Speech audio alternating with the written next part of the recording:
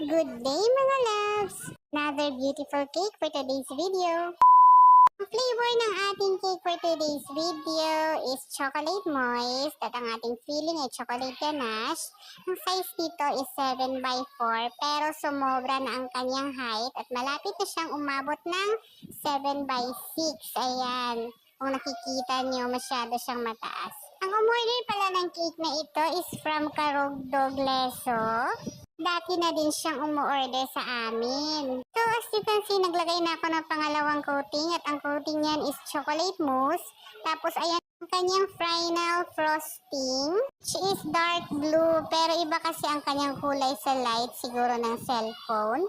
Tapos ayan, maglalagay lang tayo ng drip, which is darker blue siya kaysa sa kanyang base. Ang ginamit ko dyan is whipped cream drip. Ayan. Tingnan niyo naman ang glossy niya mga B. Ang ganda, no? Ang gamit ko pala dito is drum board as you can see. Maganda kasi sa drum board is pwede tayong maglagay ng stick na tagos dyan sa kanyang board. Kaya mas safe ang cake kahit ibiyahe siya. Medyo may kamahalan nga lang. Sa part na yan, naglagay na ako ng edible gold dust. Nyo lang siya ng gin or water, pwede na. Tapos ayan, pitik-pitik lang. Tapos sinilagay ko na yung DIY fondant macaroons na pinintahan namin ng gold. At ayan ang kanyang Ferrero na chocolate, which is 3 pieces.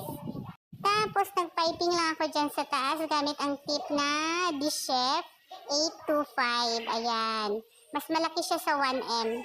Piping niya dyan is white, tapos dark blue na isa. Tapos ito pa yung isang tip na close star na malaki. Chef din siya, 858. Ayan. Ayan yung dark blue.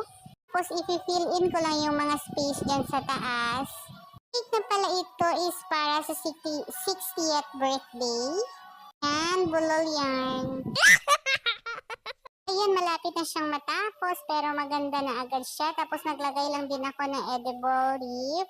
Ayan, para may dagdag gold tayo. Para golden na golden, di ba? So, ayan, almost finished na siya. Bali, cake toppers na lang ang kulang dyan. At ang kanyang number 60, ayan. That is glittered cardstock machine cut. Pareho din ang kanyang topper. Machine cut din siya. Tapos, ayan ang kanyang pinaka-topper, which is my microphone.